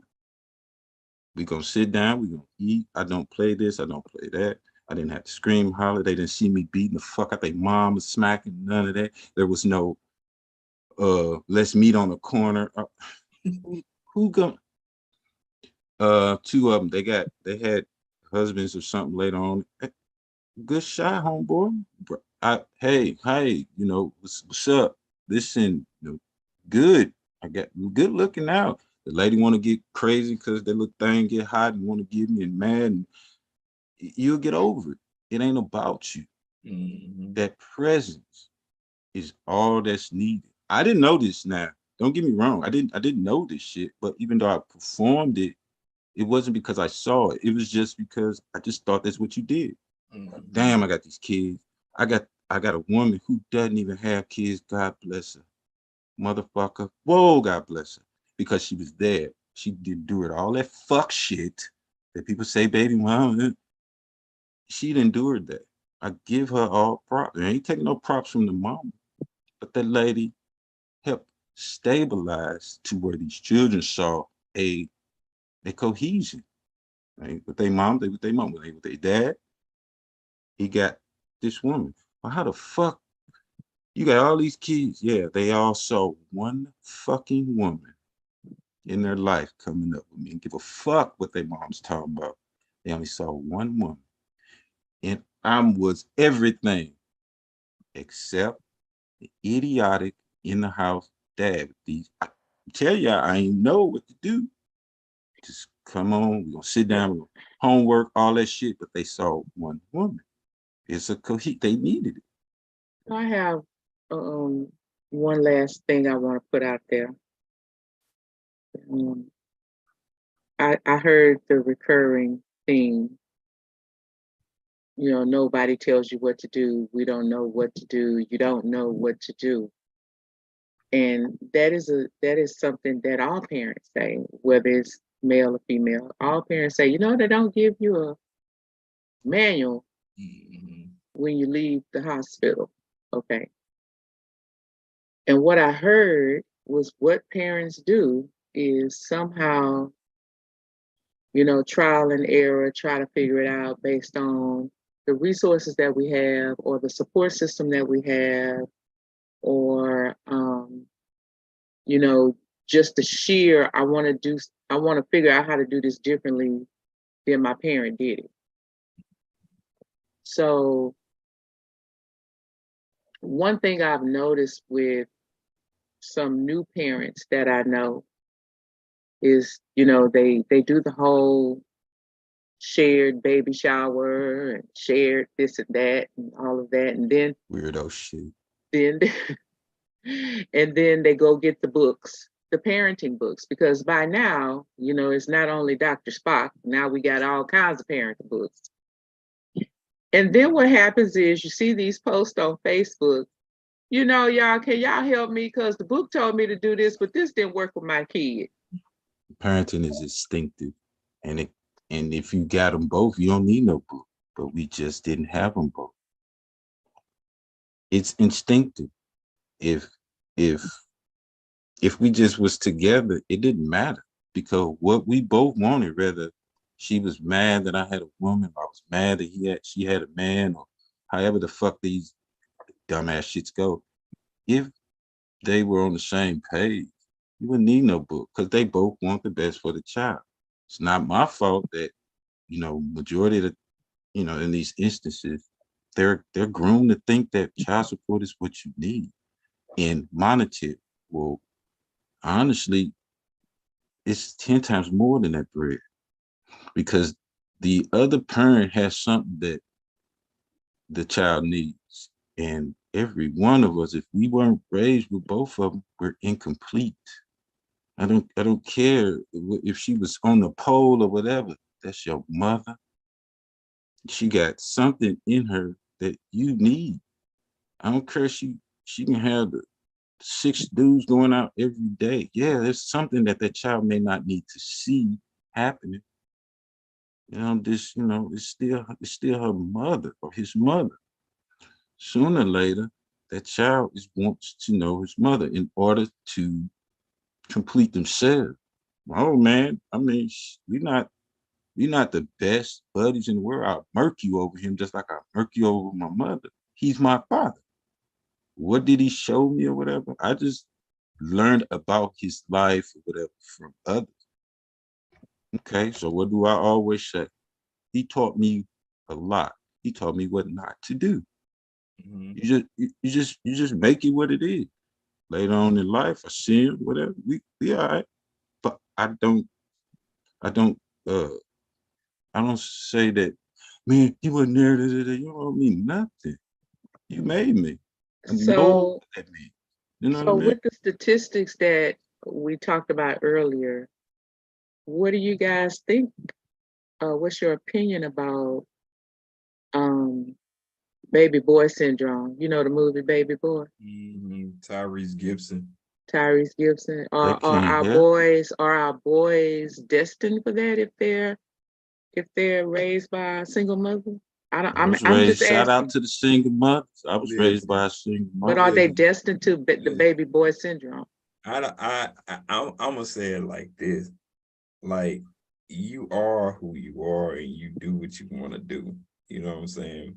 But I think in a generation that some of us came up on this panel, we know the definition of what real men are. We have seen it in some form of fashion.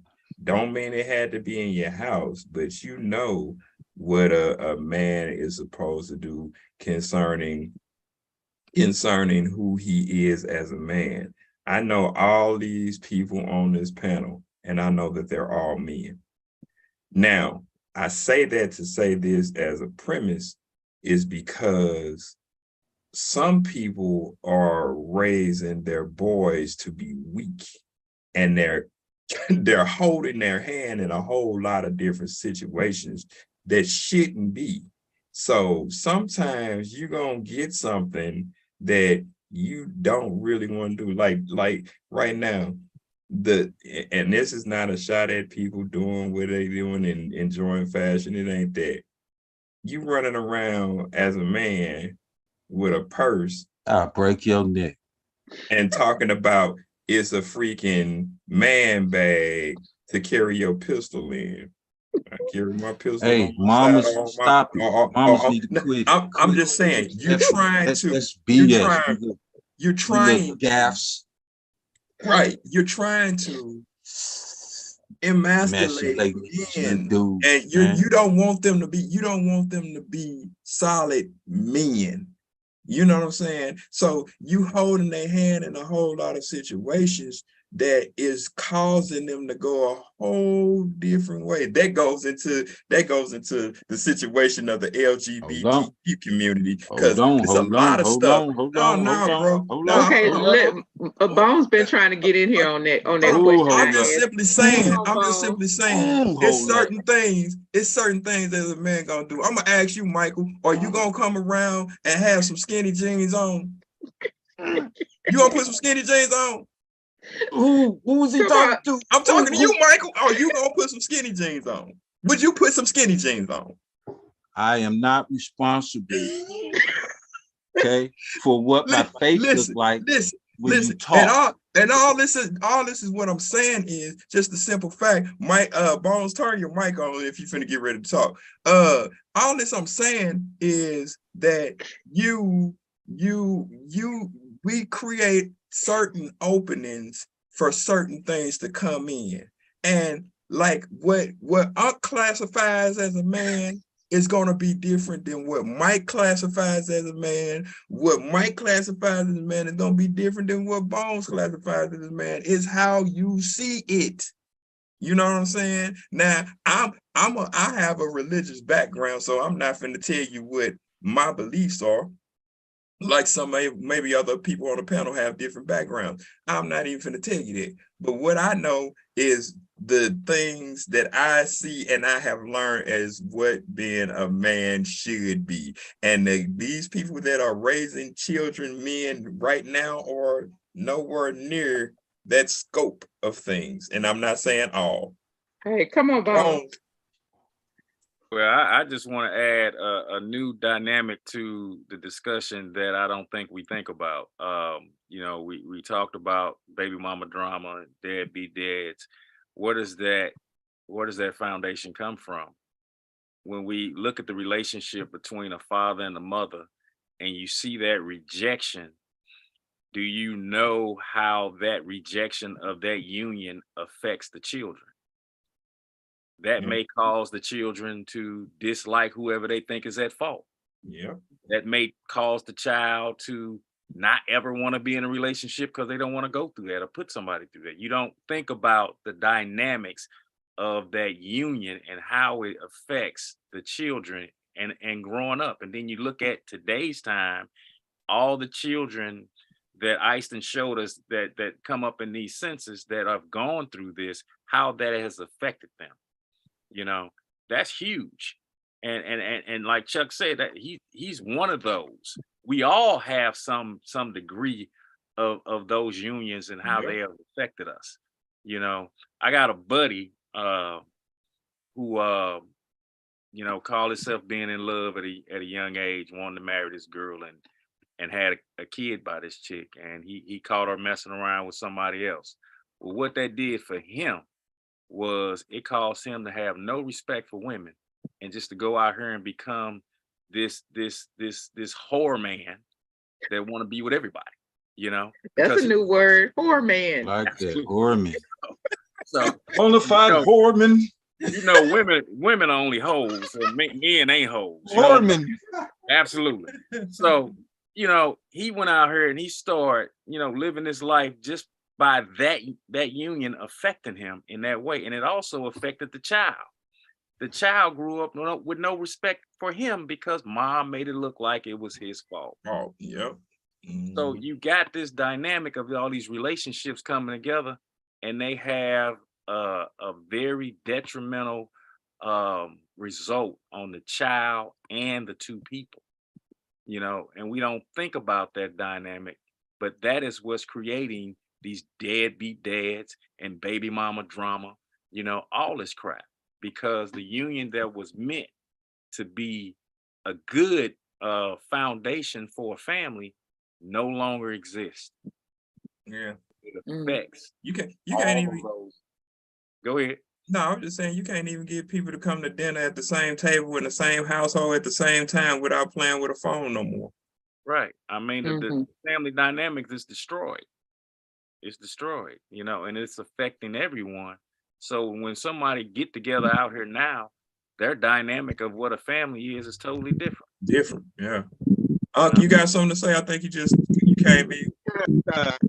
What I was saying was, man, this thing, like somebody mentioned, is really personal because I messed up 4 marriages because I all about I had no role model, man. I didn't know how a man was supposed to treat his wife because I didn't see any man when I was growing up. It was just me. So I'm learning, hey.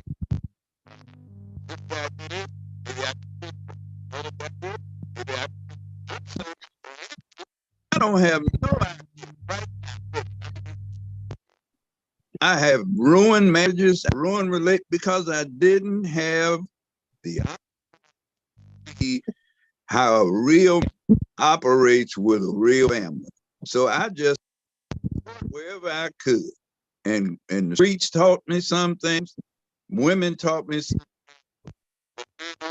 and unless that man is there with that woman and they're together,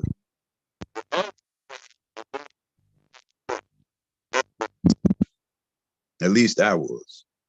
So you are a person that thinks that the dynamic of both parents should be in the house and they are more beneficial. I am too.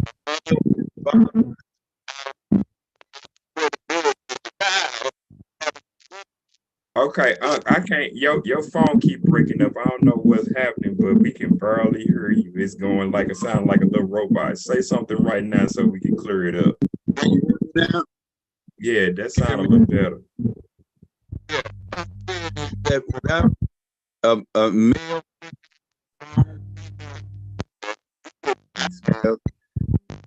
you cannot have any to learn. So you grow up and about life. Therefore, you mistake like I did. I'm saying in your life. I didn't learn how to tie a tie.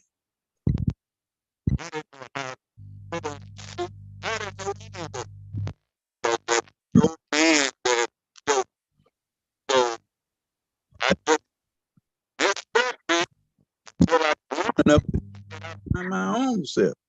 You need both of them. I feel that.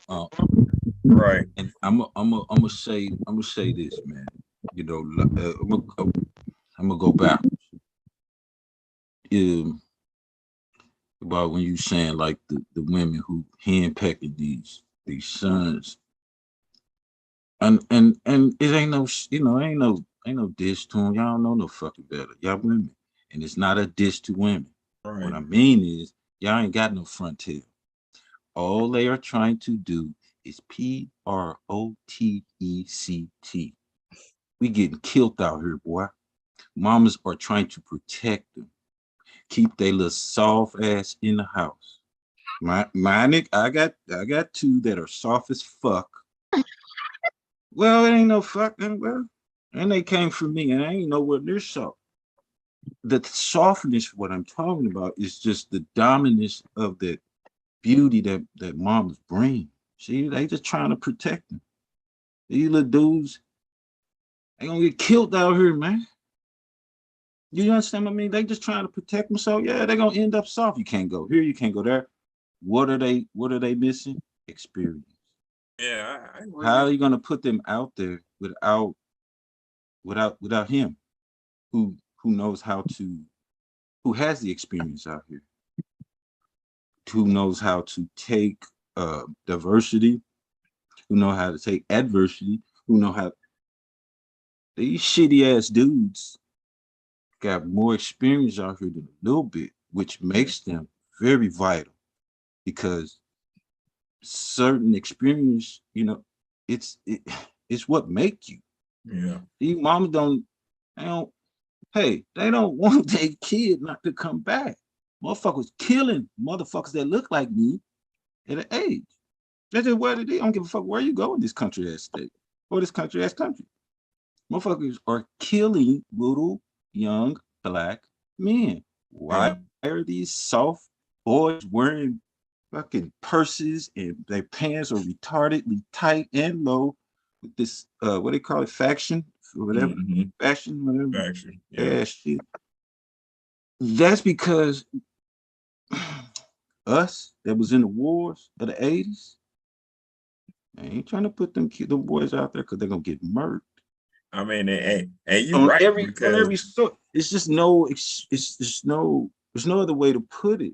My nephew, god damn it, suffered and cotton pissed on twice because mama got him. Why?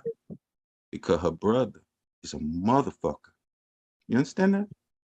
She don't want that boy to go out there with that because he ain't gonna come back. Let me That say is something something that's seriously, that's serious, man. These women got to say sleep. something. Okay, Then Bones boy get Bones killed say like that. something. Let Bones say Oh, something, okay. and I then think we're I gonna got go that. to token white guy for his thoughts on this question, and then we got to go ahead on go on out. Okay, go ahead on.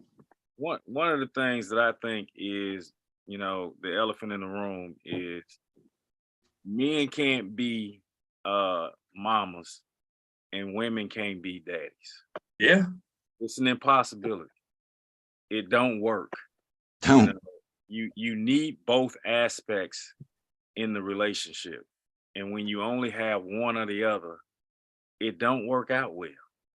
There, regardless of what good example you can pull up, it's going to be something there because of that influx of just one particular parent being dominant in that child's life. It comes back to what we were talking about earlier. And I think Unc said it. A woman can do this and do that. Yeah, they could do those things, but just because they have the ability to do those things, don't mean it's right and it's going to turn out right, and vice versa for me. God created it that both parents need to be there for a purpose. There's no getting around that. The fact of the matter is, how you see us coming up now, you see the effects of it. We're all a product of how we come up. I had basically two sets of children, with one relationship. Me and my wife been married 20 years.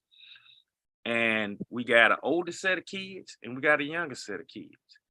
Those older set of kids was around one parent for a certain amount of time. And they're very different from my younger set of kids. Now that's just in my experience, but it's a big, vast difference. My older two kids, they off the chain. My younger two kids, they trying to focus and do things right, by what they saw modeled in their life. So when you get down to it, the elephant in the room for me is a one-parent household is corrupt. It's against God's standard. It ain't gonna work. It may have some good results on the other end, but that's not how it's supposed to be. Nah, make that road hard. All right, token white guy, your last word. Gotta take it off of mute. take it off mute.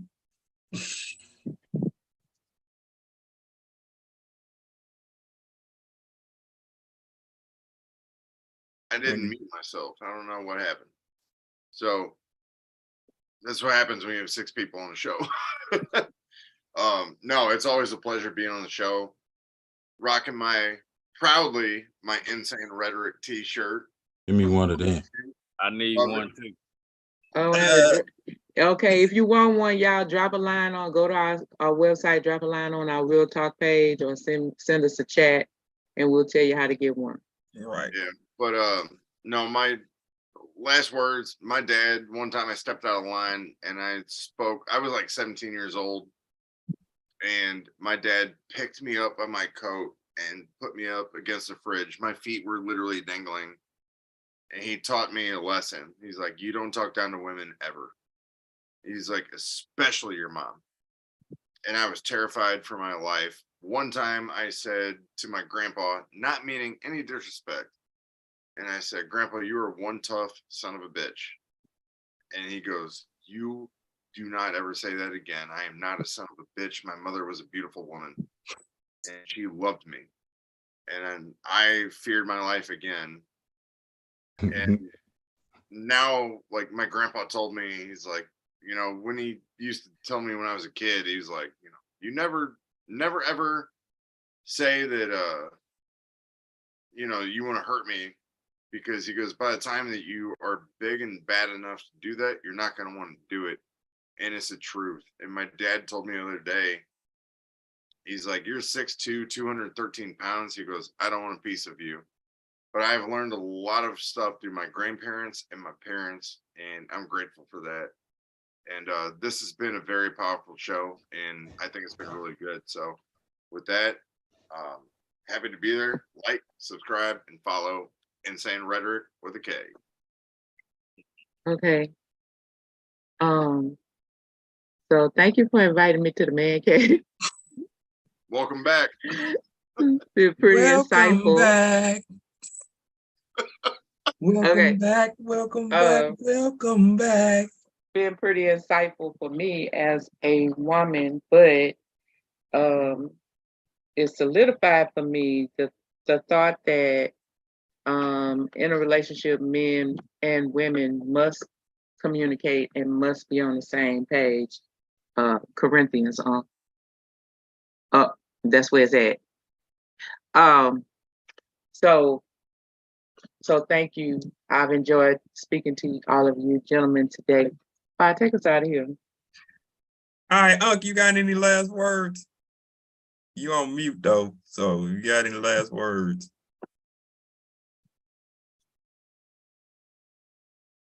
And we looking up. Take us on out. All right, so I want to thank everybody that has been on the show. Token White Guy, Michael Bones, for all your insight. This has been a great experience. You can touch bases with us on every platform. We're on all 7 continents of the world. One of our biggest is Germany, outside of the US. You can hit us up on Spotify. You can check us out on Google Music, Apple Music, Amazon Music, wherever you get your podcast, you can hit us up.